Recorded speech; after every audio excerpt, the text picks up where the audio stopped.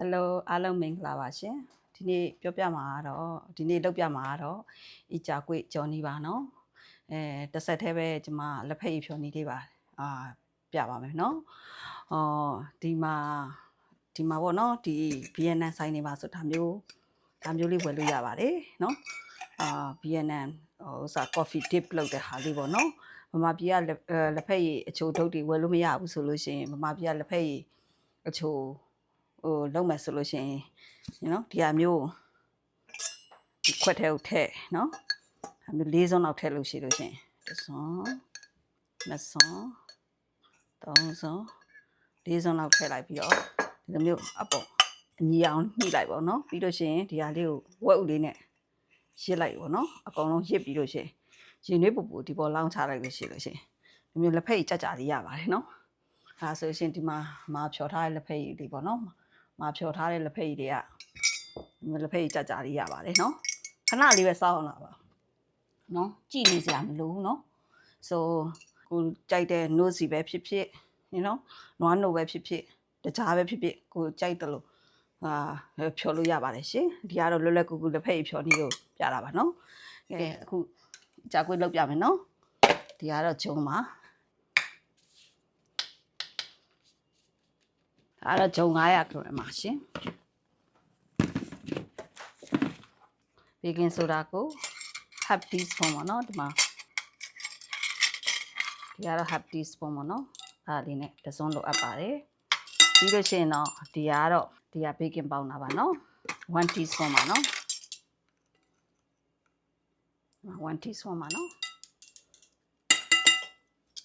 ပြီးလို့ရှိရင်တော့1 teaspoon စားလိုအပ်ပါတယ်နောက်ပြီးရင်တကြားလိုအပ်ပါတယ်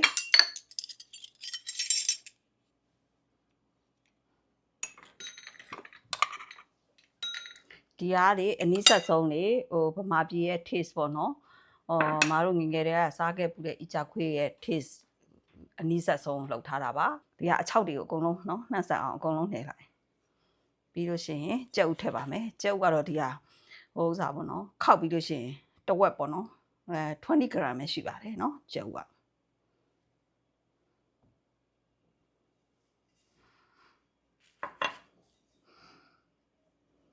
ပြီးလို့ရှိရင်ရေလိုအပ်ပါတယ်ရေကတော့ဒီမှာ270ပေါ့နော်အဲ့လောက်ရှိတယ်အခုရေနည်းနည်းချင်းထည့်မယ်နော်ဒီကြောက်ကွေးကရေများသွားတဲ့အရေးမကြီးဘူးနော်သူက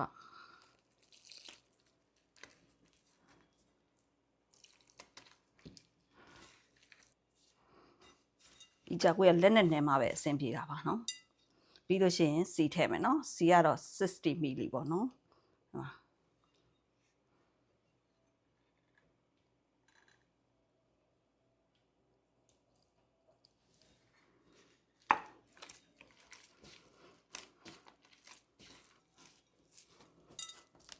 တို့ဒီကြောက်ကွေးနဲ့လို့ရှိရင်ဒီလိုလက်သီးစုပ်ကလေးနဲ့ဒီလိုမျိုးလေးပေါ့နော်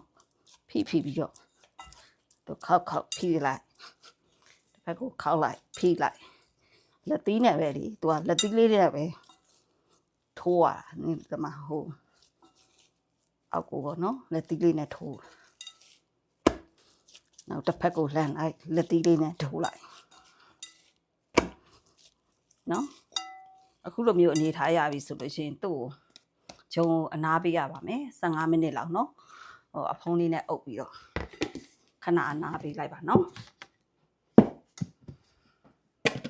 ဒီဟာခုနနှက်ထားတဲ့15မိနစ်နှက်ထားတဲ့ဂျုံပေါ့နော်အဲ့ဂျုံလေးကိုကပြန်ပြီးတော့နော်ပြန်နေရပါမယ်နော်ပြန်နေဖို့အတွက်ကိုအရင်မနေလိုက်နဲ့နော်ဒီလိုမျိုးလေးလက်လေးနဲ့3-4ချက်ဖူးလိုက်ဒီလိုလေးပြန်လုပ်လိုက်နော်ပြီးလို့ရှိရင်အခုချမယ်ချပြီးရင်လက်သီးလေးနဲ့ဒီလိုမျိုးလေးထိုးလိုက်တာပါနော်ထိုးပြီးတော့ချုံပြီးလို့ရှိရင်ဒါကိုတဝက်မယ်နော်တဝက်ပြီးသားကိုအရင်လက်သီးလေးနဲ့ဒီလိုမျိုးထိုးမယ်ပြီးလို့ရှိရင်ပြန်လိမ့်မယ်ဘက်ကဟာကိုပြန်လိမ့်လက်သီးလေးနဲ့ထိုးလိုက်နော်ပြီးလို့ရှိရင်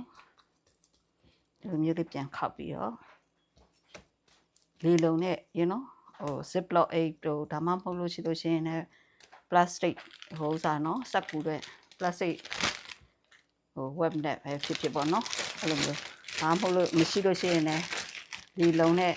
ဟိုခွက်တစ်ခုထဲမှာပေါ့နော်ဒီ plastic ထဲမှာစက်ကူထဲမှာစီလေးနဲ့ဆုပ်ပြီးတော့သူ့ပိတ်လိုက်ပြီးတော့ဒီလိုကောင်တာမှာပဲထားထားရင်ဟိုဥစားလေး4 နာရီလောက်ဆိုကြော်လို့ရတယ်တိလားလောက်ထားတယ်မှာလောက်ထားတဲ့အီချာကွေးကိုနော်ဟိုဖြတ်မယ်ဆိုလို့ရှိရင်လေအရန်ကြီးသူကတည့်ရမှာဟိုအရန်ဟိုနင်းလောက်စရာမလိုတည့်ရလေထွက်ရုံလောက်ပဲတည့်ရမှာသူ့အသားလေးလေထွက်ရုံလောက်ပဲပြီးလို့ရှိရင်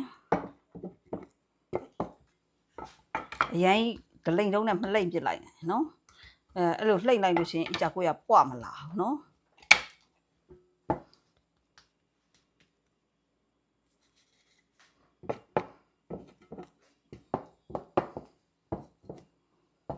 ကိုအိုးအကျဲမှာမူတီးပြီးတော့နော်အီချာကိုကိုဟို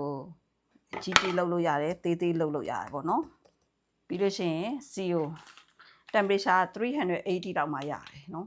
တကယ်လို့ temperature အရင်နဲ့နေလို့ရှိလို့ရှိရင်လေစီမပူလို့ရှိရင်အီချာကူကမပွားဘူးဒီလိုမျိုးဖြစ်သွားတယ်နော်ဒါကစီမပူတဲ့အတွက်ကြောင့်မလို့အီချာကူကအဲ့လိုမျိုးကျစ်သွားတယ်စီပူလို့ရှိရင်ဒီလိုမျိုးအီချာကူပွားအောင်ရတယ်နော်ဆိုဖြတ်မယ်ပြီးလို့ရှိရင်ရေနဲ့ခွက်ကလေးတစ်ခုတော့လိုအပ်တယ်နော်ဒါ chopstick တွေပြီးရင်ဒီဟာလေးကိုဟိုအသားလေးဆွဲချလိုက်နော်ပြီးရင်ဒီအပေါ်ကိုဒီလိုလေးထပ်လိုက်နော်ပြီးလို့ရှိရင်ဒီဒုတ်ချောင်းလေးနဲ့ပဲဖိလိုက်နော်အသားရလို့နော်ပြီးရနဲ့ဒီဟာလေးကိုကင်ပြီးတော့လိုလေးဆွဲပြီးတော့ကြော်လိုက်ရအောင်ပါပဲနော်ကြော်နေတဲ့အချိန်မှာလေးဘာမှလှုပ်ရှားမလို့နော်နောက်ပြီးတော့မှအခုနည်းနည်းလေးကြာတော့မှဒီဟာလေးကိုသူ့ဟာလေးကိုဒီလိုလှိမ့်ပေးလိုက်နော်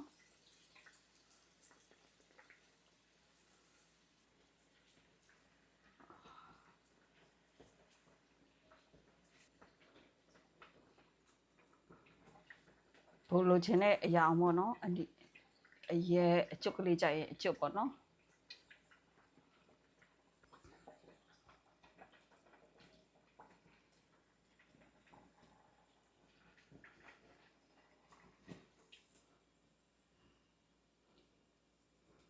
ဆိုရပါပြီเนาะနောက်တစ်ချောင်းကြော်ပြပါမယ်เนาะ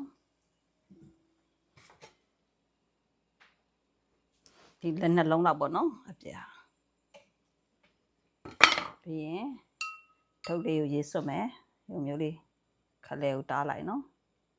အဲ့လိုလေးတားလိုက်ပြီးရင်ဒီနောက်တစ်ချက်ကဒီအပေါ်ညှီတူလာပြီးတော့ပြီးရင်ဒုတ်လေးကိုအောက်ကိုဖိချလိုက်เนาะပြီးရင်ဒီဟာလေးအသားရကိုင်ပြီးတော့လိုလေးဆွဲလိုက်